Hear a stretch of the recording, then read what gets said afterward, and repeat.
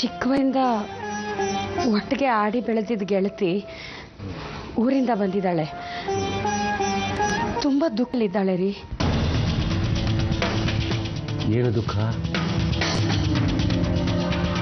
ಅವಳಿಗೆ 2 ಹೆಣ್ಮಕ್ಳು. ದೊಡ್ಡವಳಿಗೆ ಮೊನ್ನೆ ಮದುವೆ ಮಾಡಿದ್ಲು. ಮುಹೂರ್ತದ ಹೊತ್ತಿಗೆ ಮದುಮಗಳು ಮನೆ ಬಿಟ್ಟು ಓಡ್ ಹೋದ್ಲು. ಮನೆಯವ್ರು ಏನು ಮಾಡೋದು ಅಂತ ಗೊತ್ತಾಗದೆ ಚಿಕ್ಕವಳನ್ನ ಕರ್ಕೊಂಡು ಬಂದು ಕೂರಿಸಿ ಧಾರೆ ಎರೆದ್ಬಿಟ್ರು. ಅದಕ್ಕೆ ಒಂದೇ ಥರ ಇದ್ದಿದ್ದರಿಂದ ಯಾರಿಗೂ ಏನೂ ಗೊತ್ತಾಗಲೇ ಇಲ್ಲ.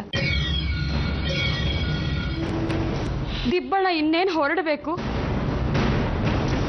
ಓಡ್ ಹೋಗಿದ್ದ ಮದುಮಗಳು ವಾಪಸ್ ಬಂದ್ಬಿಟ್ಲು.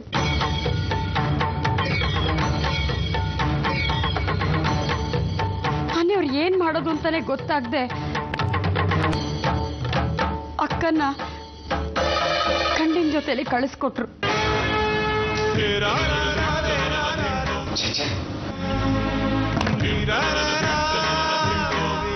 ಇದೆಲ್ಲ ಆಗೋದಕ್ಕೆ ಹ್ಯಾಕ್ ಸಾಧ್ಯ? ಇದು ತಪ್ಪು. ಇದನ್ನ ಮದುವೆ ಅಂತ ಯಾರು ಅನ್ನಲ್ಲ.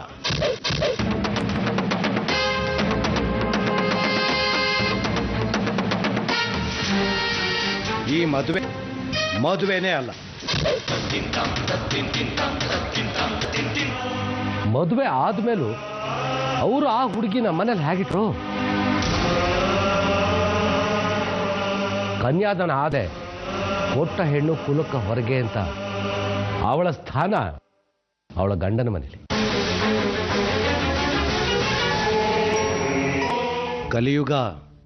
ಕಲಿಯುಗ ಇದು.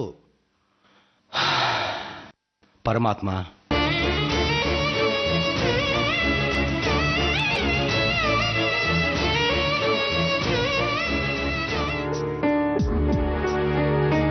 ಹೇಗಿದ್ದಾನಂತ ಹೇಳೋದು?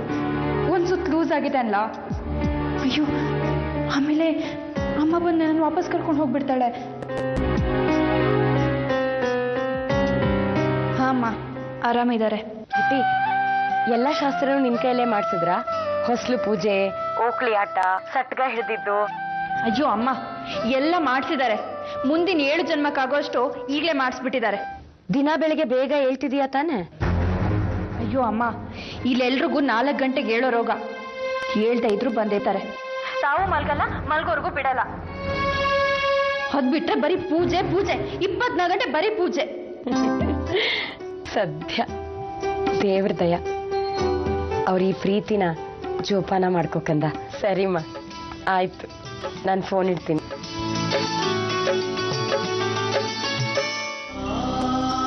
ಬಸ್ಸು, ನಿಮ್ಮ ಫೋಟೋ ನೋಡಿ ಬಸ್ಸು, ಏನ್ ಸೂಪರ್ ಆಗಿದೆ. ಇದ್ರಲ್ಲಂತೂ ಸೇಮ್ ರಾಜ್ಕುಮಾರ್ ಅಂತಾರ ಇದ್ದೀರಾ ಬಸ್ಸು.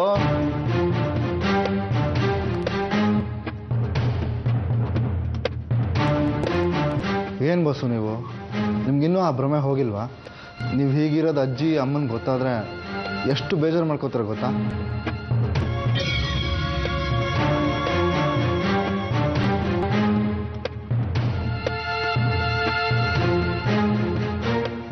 ಬಸ್ಸು, ರಾಜು, ನಾ ಅವಳೊಂದು ಬರೀ ನೋಡಿರೋದಷ್ಟೇ ಅಲ್ಲ, ಅವಳ ಜೊತೆ ಮಾತಾಡಿದ್ದೀನಿ, ಅವಳು ಹಿಡ್ದಿದ್ದೀನಿ. ರಾಜು,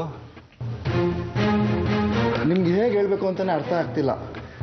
ನಾನು ಹೇಳೋದು ನಿಮ್ಗೆ ಅರ್ಥ ಆಗ್ತಿಲ್ಲ. ಬನ್ನಿ ಅದ್ಗೆ. ಅದು ಮದುವೆ ಫೋಟೋ ಬಂದಿತ್ತು, ಅದ್ರ ಬಗ್ಗೆನೇ ಮಾತಾಡ್ತಿದ್ವಿ. ತುಂಬಾ ಚೆನ್ನಾಗಿದೆ, ಬನ್ನಿ ನೋಡಿ ಅದ್ಗೆ.